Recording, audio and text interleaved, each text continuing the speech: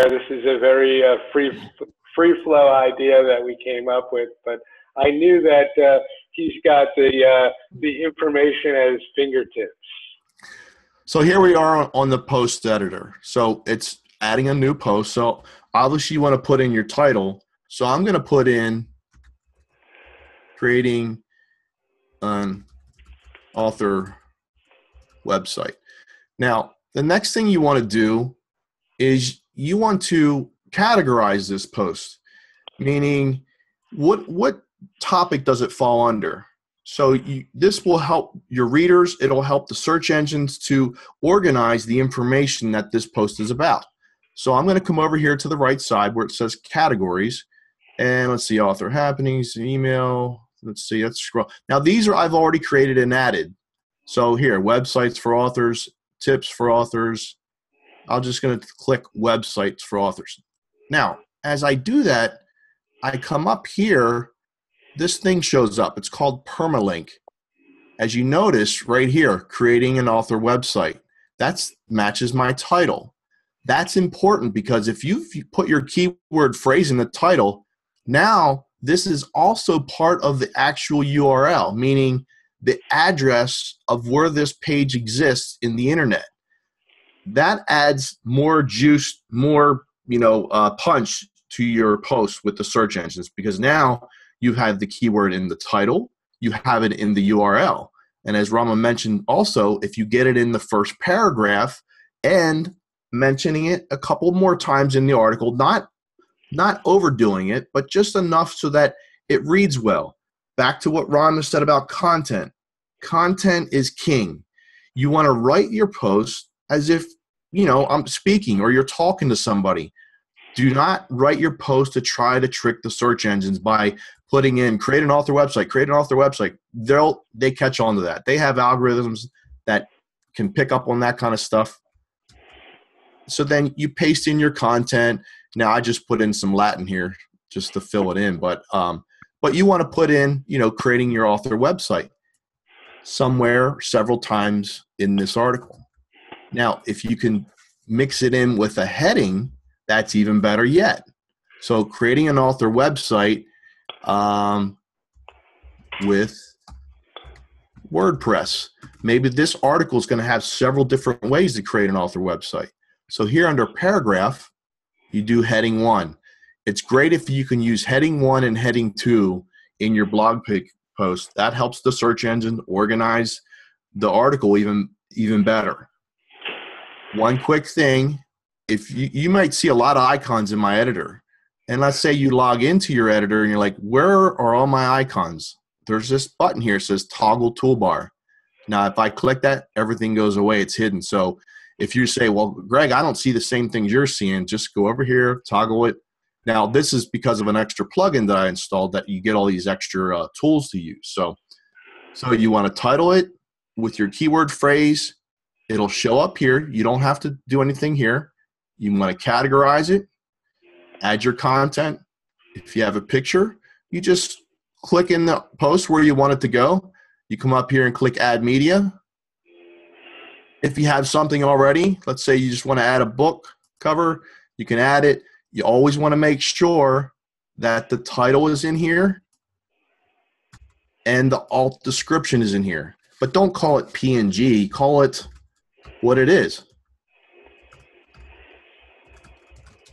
Catherine Kerrigan's book cover.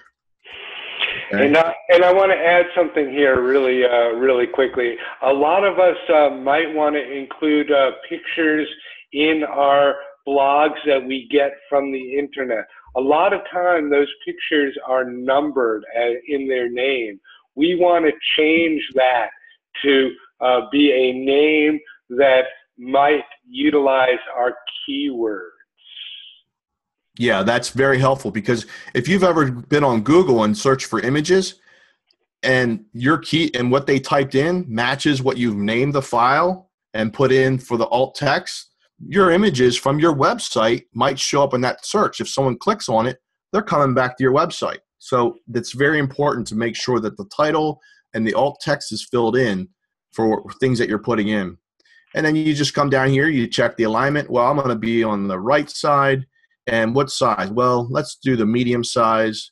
And I click insert, puts it in the post, just like that.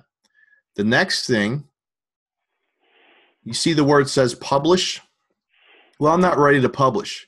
Here it says publish immediately. Now, I'm going to edit this. This is where Rama was talking about scheduling.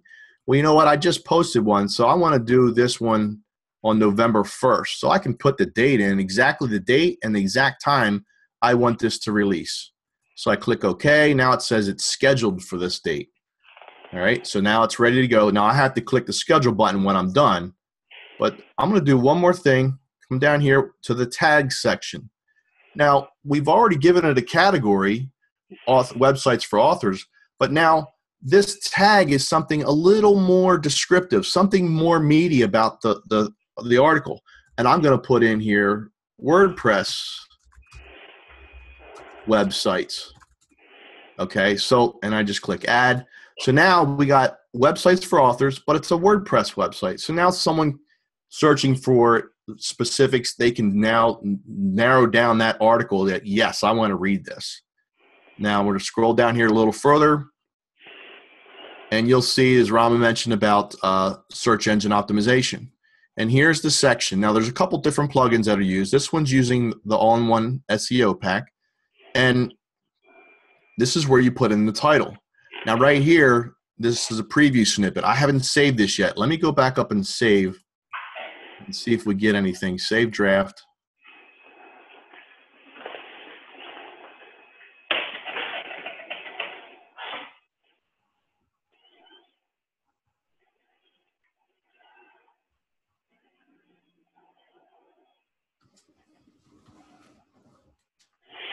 Hey, Greg, while you're saving this, I have another question.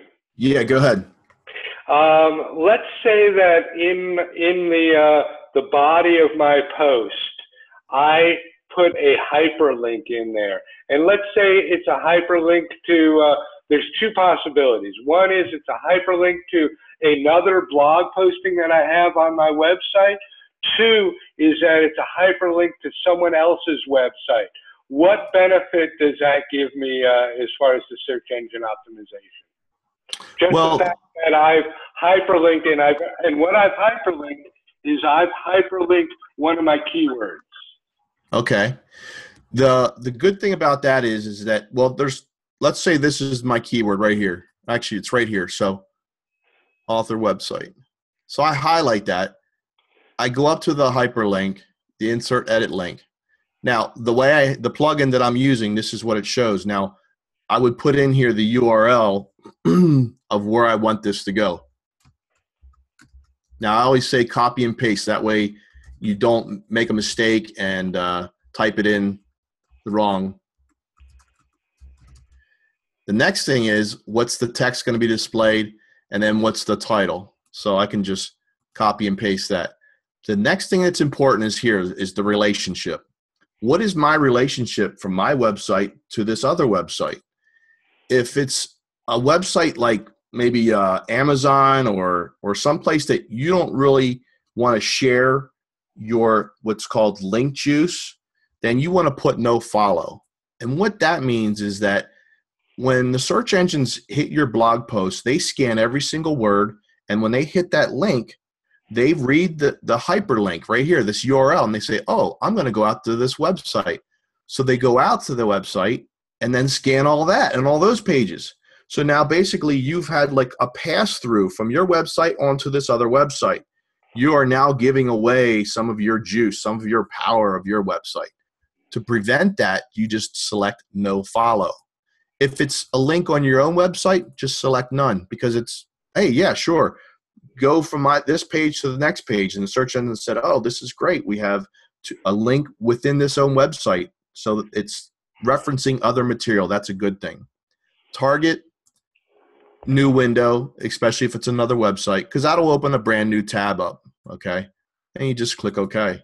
So by now, putting in here, if I move my mouse over, see it says author website. That's the title I put in there. So that's the tag that the search engine will read also. So if that's a keyword, that's another good thing as well.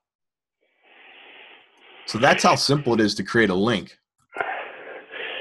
Okay, so just to reiterate, the most important component here, besides content, consistency, back office,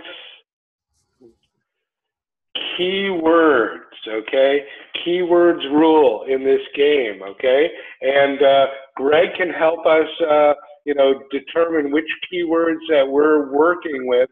And he can also provide us some information on other ones that might have potential for us.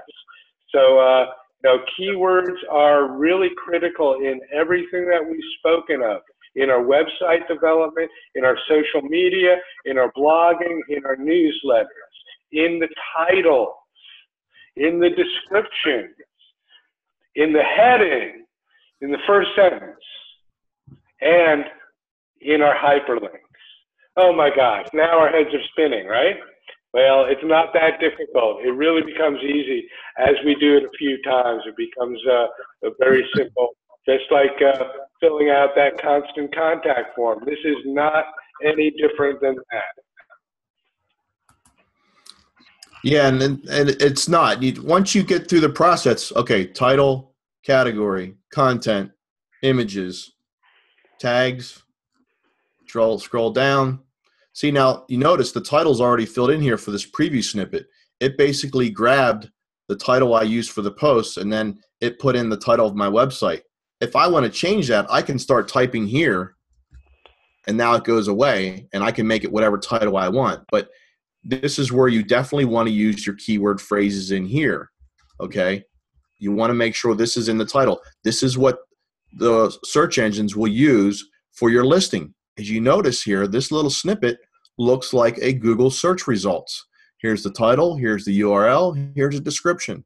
So the more your keyword is in the title and then also in the description, that's going to match. And they're going to make this bold, and it's going to, when people see that, they're going to say, oh, this must be the article I want because it's exactly what I typed in. So that will give more credibility to your article. Okay, well, I think that we've kind of rounded out most of our time. Greg, can you cut the screen?